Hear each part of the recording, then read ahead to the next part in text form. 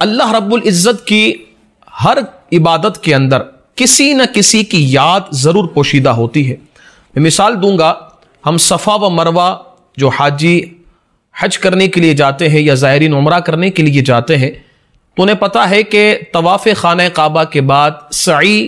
ہر عمرہ کرنے والے یا حج کرنے والے پر واجب ہوتی ہے۔ اب یہ جو سعی ہے، دو پہاڑوں کے درمیان چلنا دوڑنا، اسے سعی کہا جاتا ہے۔ تو یہ سعی کیوں واجب قرار دی گئی؟ تو اس کے پیچھے بھی ایک پورا پس منظر ہے، اور وہ پس منظر کیا ہے کہ جب حضرت ہاجرہ رضی اللہ تعالی عنہا اپنے لخت جگر حضرت سیدنا اسماعیل علی نبی جنا علیہ الصلوۃ والسلام کی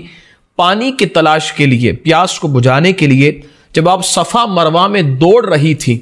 تو یہ اللہ رب العزت کو ادا اتنی پسند آئی کہ اس یادگار کو ختم نہ کیا بلکہ اسے باقی رکھنے کے لیے قیامت تک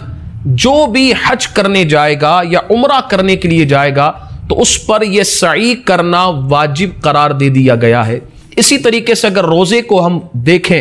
اور سیرت مصطفیٰ صلی اللہ علیہ وسلم کا مطالعہ کریں تو ہمیں یہ بات پتہ چلتی ہے کہ حضور نبی کریم علیہ الصلوۃ والسلام کی عادت مقدسہ مطہرہ منورہ یہ تھی کہ جب ماہ رمضان کا دن آتا تو چند دن آپ غار حرا میں تشریف لے جاتے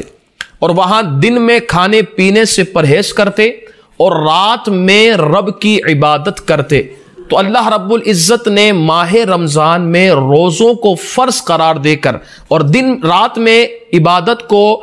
ضروری قرار دے کر اللہ رب العزت نے یہ مصطفیٰ کریم علیہ الصلوۃ والسلام کی یادگار کو مٹنے نہ دیا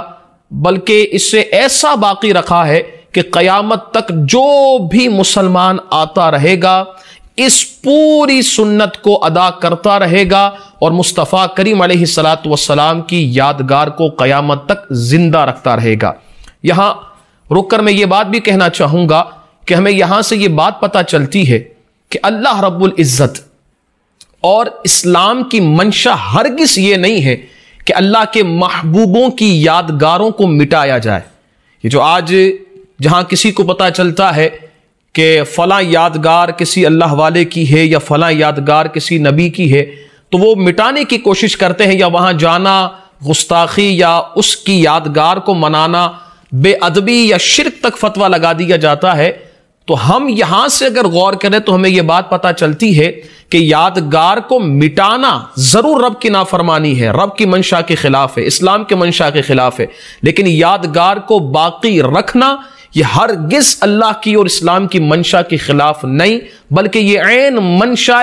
رب ذوالجلال ہے، عین منشا اسلام ہے کہ یادگاروں کو باقی رکھا جائے اور یادگار کو باقی رکھ کر اللہ رب العزت کے محبوبوں کو بھولا نہ جائے بلکہ قیامت تک انہیں یاد رکھا جائے۔